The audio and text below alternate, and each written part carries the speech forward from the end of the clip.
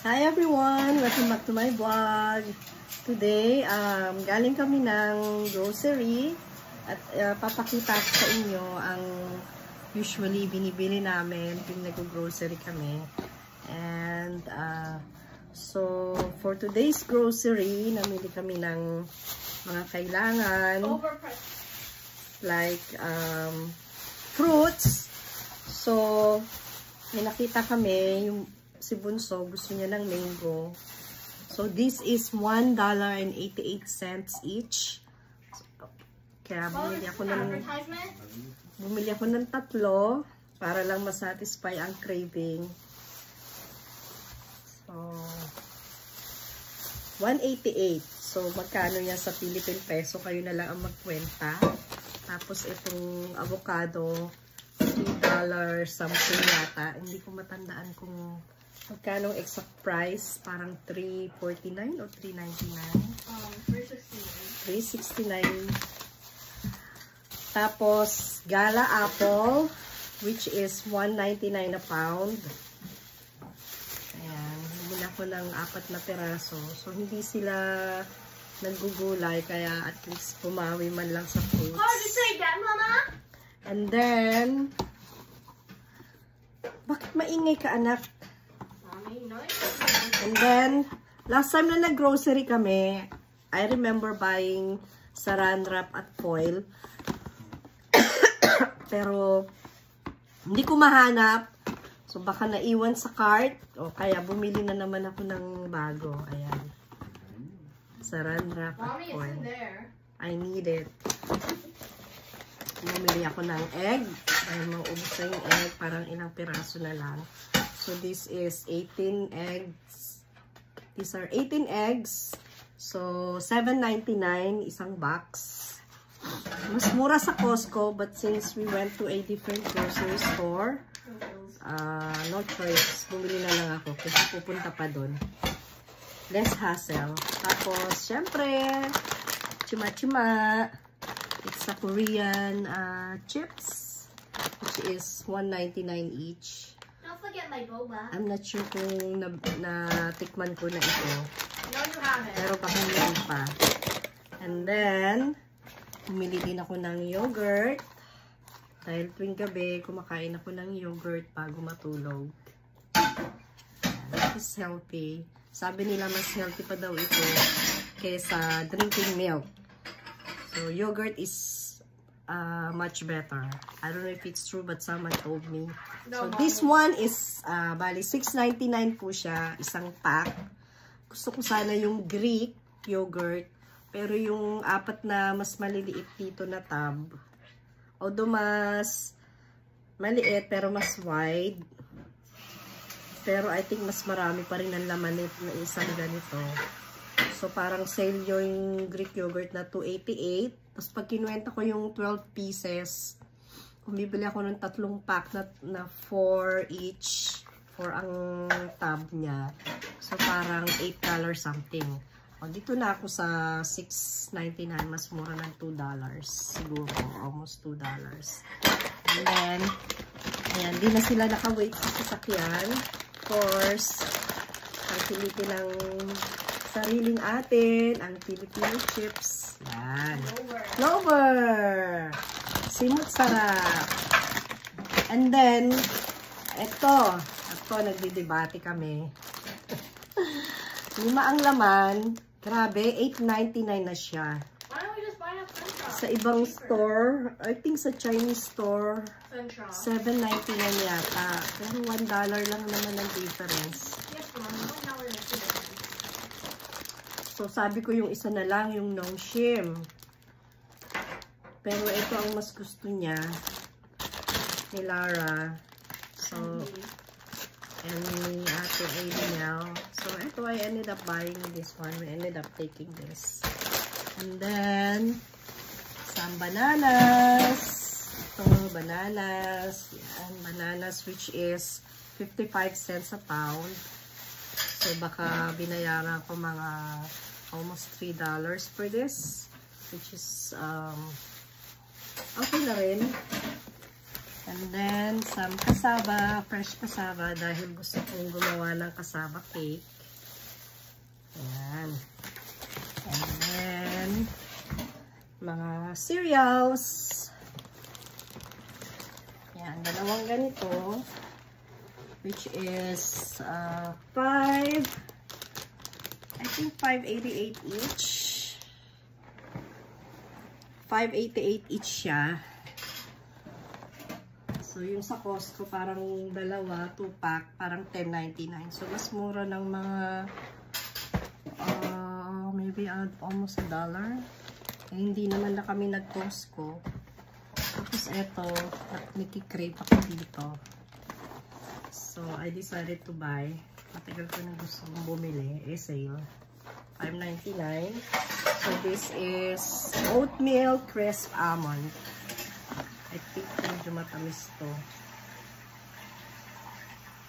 So, 13 grams. Okay na rin. Paminsan-minsan mag-crave.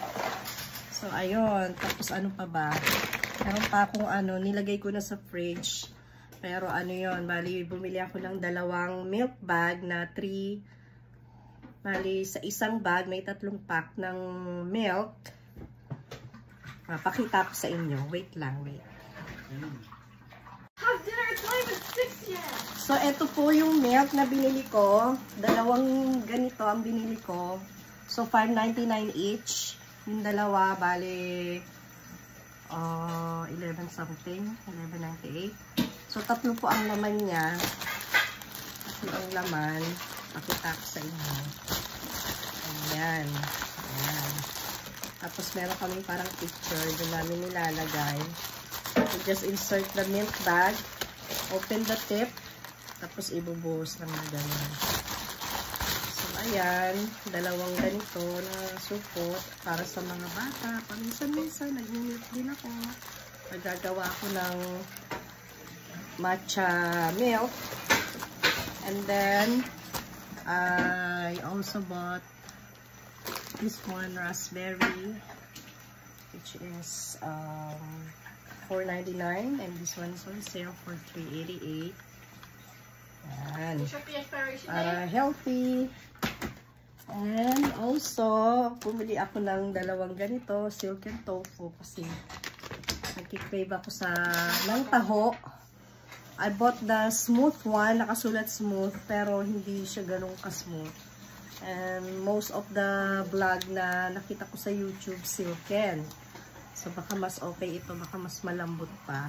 At mas, yung taho sa atin, parang mas kopya siguro pag ganyan.